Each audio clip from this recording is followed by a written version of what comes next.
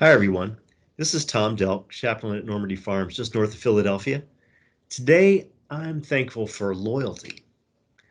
Loyalty from friends and family, loyalty when it's tough for them to give it. Sometimes it's the very thing that gets you through a tough time. I wonder, can you think of a friend like that? I'm thinking of my friend John. He was my youth leader back in high school.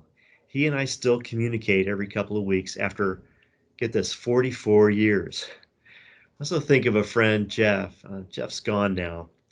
But Jeff was right there for me when I was going through one of the most painful transitions of my life. You ever had the opportunity to be a friend like that? This morning I'm thinking about the story of Ruth, a beautiful story from the Hebrew scriptures. It happens during one of the most chaotic times in the narrative of God's people, the time of the judges. Uh, Not unlike a time right now, which is so much of the uncertainty that's going on. Yet it's a story of how God is working even in our worst circumstances to bring about redemption. And one of those ways is through the loyalty of friends. Naomi and her two daughters in law had just lost their husbands in the country of Moab. They start their return to Naomi's hometown back in Israel, Bethlehem. To make a long story short, one of the two daughters, at Naomi's prompting, goes back to her Moabite parents in hopes of finding a new life and a new husband. The other daughter in law, Ruth, refused to turn back. She says to Naomi words that many of us have used in our wedding ceremonies: Entreat me not to leave thee, or to return from following after thee. For whither thou goest, I will go, and where thou lodgest, I will lodge. Thy people shall be my people, and thy God my God. Where thou diest, I will die, and there I will be buried. The Lord do so to me, and more also, if aught but death part thee from me. Wow.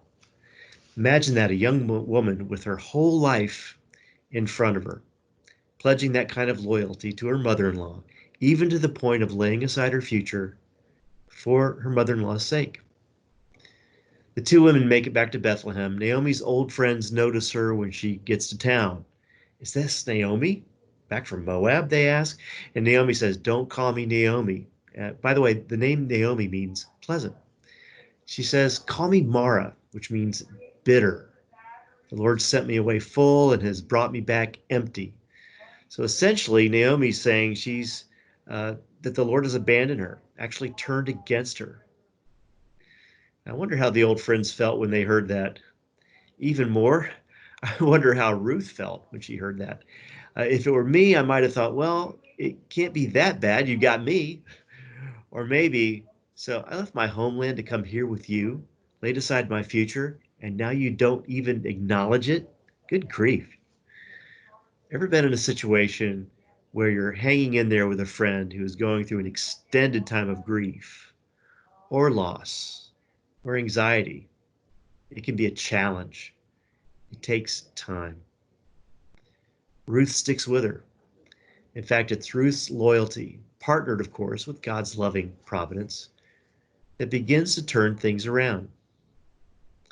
So, friends, hang in there with your friends and remember God's promise to you: I will never leave you or forsake you. Lord bless you. Have a wonderful day.